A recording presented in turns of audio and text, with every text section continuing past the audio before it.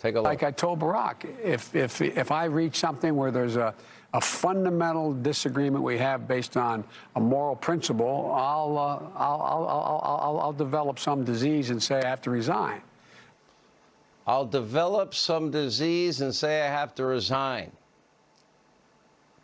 Now, after the interview was over, fake news, CNN's Don Lemon, he was giddy. Kind of reminded me a little of Chris Matthews gushing over Biden. It feels like we are watching interviews or a president-elect and a president who are on Earth 1 and Earth 2. And this particular Earth that is in reality was very normal, very staid, very sedate, and it was welcoming news. It was good to watch. It was good to actually get content. We heard no fake news. We heard no conspiracy theories. We heard no personal grievances. We heard a president-elect and a vice president who want to work with the other side. No, they don't. That's all garbage. Sorry to burst the bubble.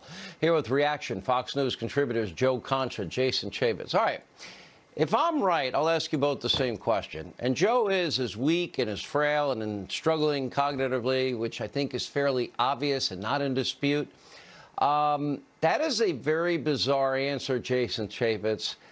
And I'm not exactly sure, based on my observations, that nobody else seemed to ever want to even discuss. It was like, you can only talk about it if it's McCain or Reagan, the age question. We might be having a real constitutional problem in 4 years. Just a thought. What's yours?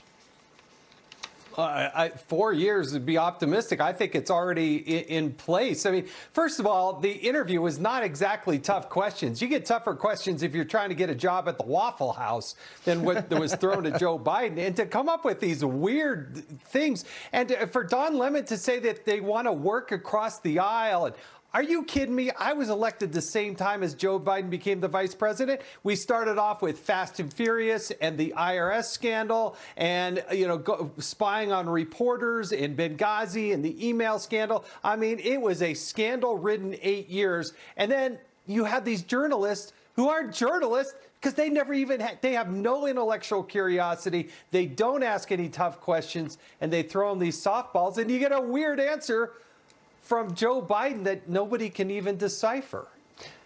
Joe, what was your take on it? I mean, the tone, you and I have talked about this a lot, right? Donald Trump has never had an interview like that, ever. Right. It's gone from hostile to hospitable and helpful in terms of what we saw over the last 4 years, in terms of what we saw last night. One question or questions really stood out at me, Sean. Tapper to Biden, quote, "You made it. What does it feel like? Are you fearful? Are you exhilarated?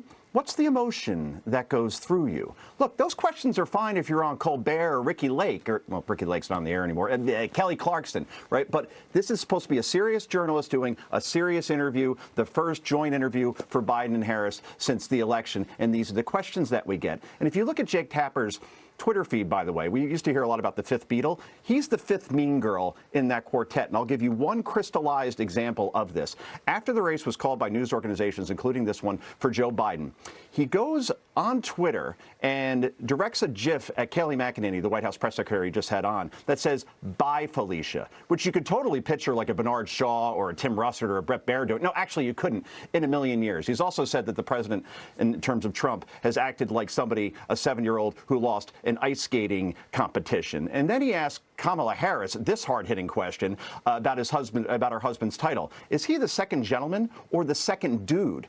Can you find one lighthearted moment, to your point, of any anchor, anybody who has that title, giving a question like that to President Trump? Of course you could. And then today, Biden has a press conference, and you see the ists shift in terms of journalist, lobbyist, activist. Which one are we looking at here when a journalist actually asks Biden, will you commit to nominating a person of color for Attorney General or Secretary of State? Again, that's not what a journalist asks. That's what an activist or a lobbyist asks. And that is what we're going to get now, Sean, for the next 4 years, a marshmallow media.